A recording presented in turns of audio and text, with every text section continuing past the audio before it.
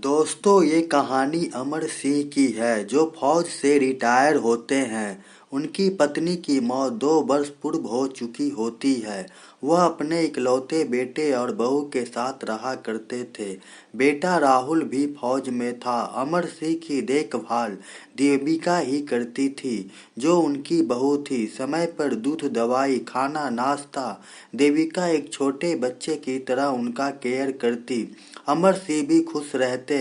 इस बार की छुट्टी में राहुल ने देविका से वादा किया होता है अगली बार उसे भी साथ ले जाएगा।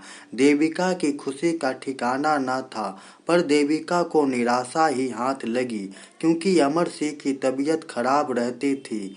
राहुल देविका को छोड़ चला जाता है। अब देविका मन ही मन अपने ससुर को कोसती है। अगर यह जिंदा न होता तो मैं भी अपने पति के साथ रहती। एक दिन रात के वक्त अमर सिंह के कमर में दर्द होता है। वह बाम ढूंढते हैं पर मिलता नहीं है। बहू को आवाज देते हैं। बहू आती है, उसे बाम लाने को कहते हैं, पर बाम खत्म हो चुका था। सो देविका ने पेन किलर ऑयल लाकर उन्हें दिया। अमर सिंह चाहकर भी कमर की मालिश नहीं कर पाते हैं।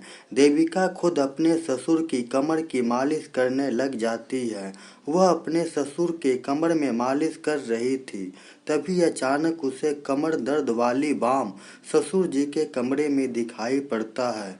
वह सोचने लगी, जब बगल में ही बाम रखा हुआ था तो वह खुद भी लगा सकते थे। इतनी रात मुझे जगाने की क्या जरूरत थी। तभी अमर सिंह कहते हैं, देविका तेरी हाथों में तो जादू है। मेरा कमर दर्द बिल्कुल आराम हो गया। अब तुम ही अपने हाथों से हमेशा मेरी कमर की मालिश कर दिया करना। देविका कुछ जवाब नहीं देती है और अपने कमरे में जाकर सो जाती है। एक दिन की बात है। देविका आज सुबह से ही मायूस थी। आज वह सुबह से ही कमरे में पड़ी थी। ससुर के आवाज देने पर वह थोड़ी देर के लिए बाहर आती, फिर रूम में चली जाती। रात का खाना देने के बाद आज वह मालिश करने भी नहीं जाती है। अमर सिंह खुद उसके कमरे में जाते हैं। देविका सोई रहती है। वह बगल में बैठ जाते हैं। देविका अचानक से ससुर जी के कमरे में देख चौंक जाती है। पूछती है, कुछ चाहिए था आपको? अमर सिंह कहते हैं, कुछ नहीं। अगर तुम्हें कोई परेशानी है तो तुम मुझे बताओ। आज सुबह से ही तुम मायूस हो। देविका कहती है, कुछ नहीं, बस थोड़ी तबीयत ठीक नहीं है। अमर सिंह देविका को लगातार घूरे जा रहे थे। देविका को इस तरह घूरना अच्छा नहीं लग रहा था। वह मन ही मन गुस्सा होती है और कहती है, पिताजी अब मुझे आराम करना है।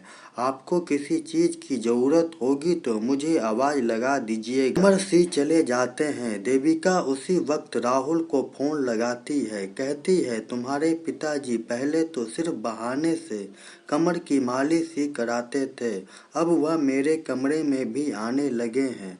उनकी नीयत में खोट रहता है। मुझे ये सब बिल्कुल भी पसंद नहीं है। अपने पिताजी को समझा देना। कहता है, वह अपने पिताजी को अच्छी तरह से जानता है। उसे गलतफहमी हुई होगी। वह एक नेक इंसान है।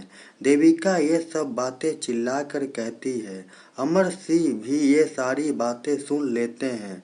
एक दिन की बात है, जब राहुल छुट्टियों में घर आया था। सुबह जब वह अमर सिंह के कमरे में जाता है तो वह कमरे में नहीं रहते हैं।